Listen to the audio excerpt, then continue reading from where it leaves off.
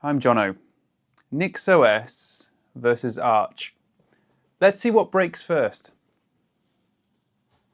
NixOS can roll back any change with a reboot. Arch Linux has no rollback at all. NixOS's garbage collector can make the system unbootable by deleting the rollback.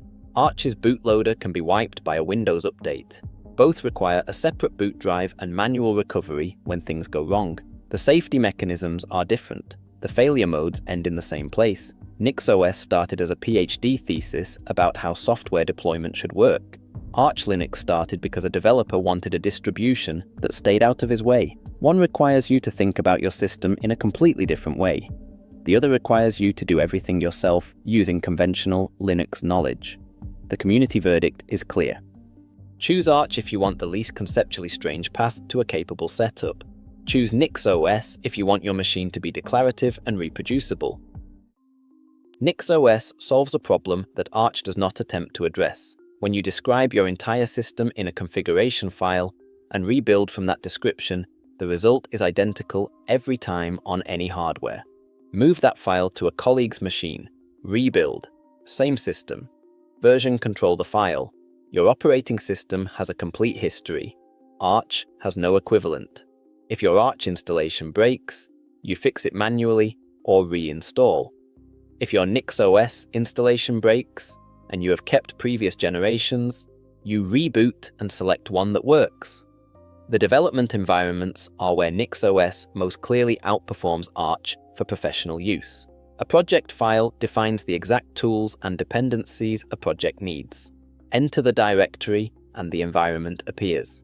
Leave and it disappears. The same file produces the same environment 3 years from now. Arch developers manage their environments manually through virtual environments, version managers, and container tools. It works.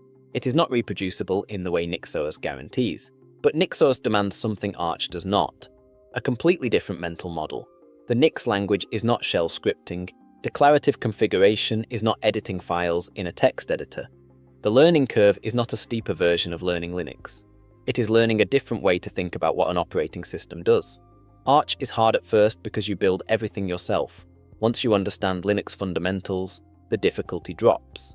NixOS is hard at first because the concepts are unfamiliar. The difficulty drops only after you internalize a model that does not transfer to any other distribution. The skills you build on Arch work everywhere. The skills you build on NixOS work on NixOS.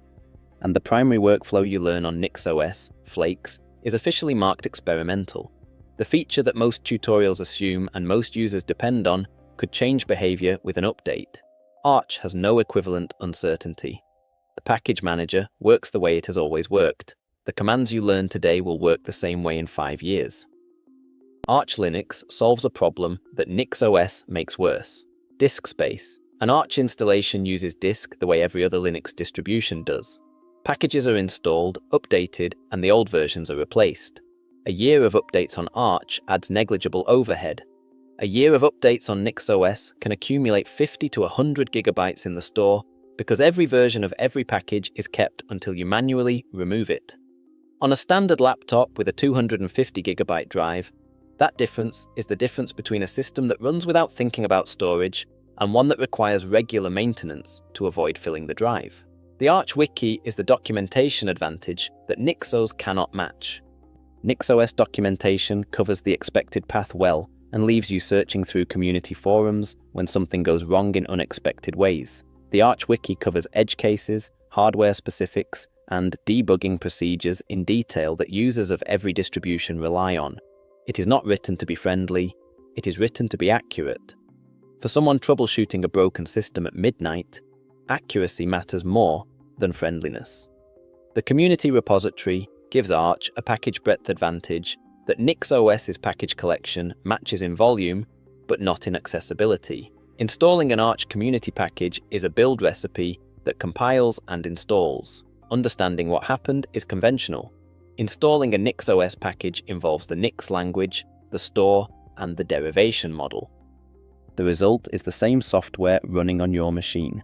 The path to getting it there is fundamentally different in how much it asks you to understand before it works. For gaming, Arch's rolling release advantage is the clearest.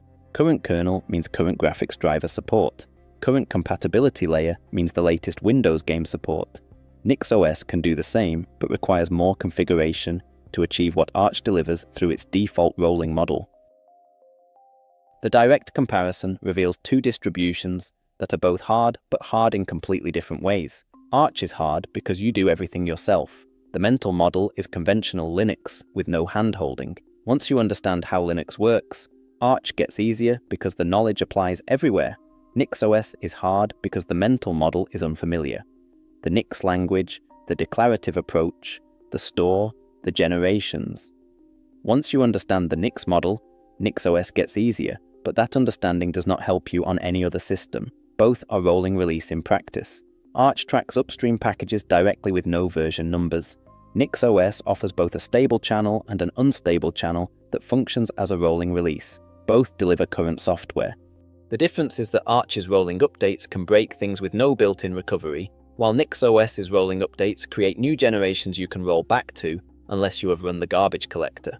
The governance stories are different. Arch has had no major governance controversy in the research period. NixOS had the Anduril sponsorship crisis in 2024 that triggered foundation-level reform. Arch's lack of corporate involvement means there is no sponsor to create ethical conflicts. NixOS's growth created the conditions where institutional decisions carry ethical weight that a purely technical community never needed to navigate. Both are community-maintained with no dominant commercial sponsor. Both depend on volunteers. Neither has a funded team dedicated to fixing every problem. The difference is what each community prioritizes. Arch prioritizes simplicity and documentation. NixOS prioritizes reproducibility and declarative configuration. Those priorities produce different products for different users. The most dangerous rule on each system is instructive. Arch's rule is never do a partial upgrade. Updating some packages without updating all of them produces broken dependency chains. NixOS's danger is the garbage collector deleting all previous generations. Both rules are well documented. Both are violated by users who do not know them yet. Both produce systems that require a separate boot drive to recover. If you want to understand how Linux works, build a system from a minimal base using the best documentation available and maintain it yourself with current software and access to 80,000 community packages. Arch Linux. The skills transfer to every other Linux system you will ever use. The maintenance is manual. The recovery when things break is manual. The understanding you gain from that process is the product. If you want your system to be reproducible, version controlled, and rollback safe, with development environments that guarantee consistency across machines and across time, NixOS. The learning investment is higher and the skills are less transferable, but the capabilities are things Arch cannot replicate without external tools. If you are choosing your first non-beginner distribution and want the path that teaches you the most broadly applicable Linux knowledge, Arch.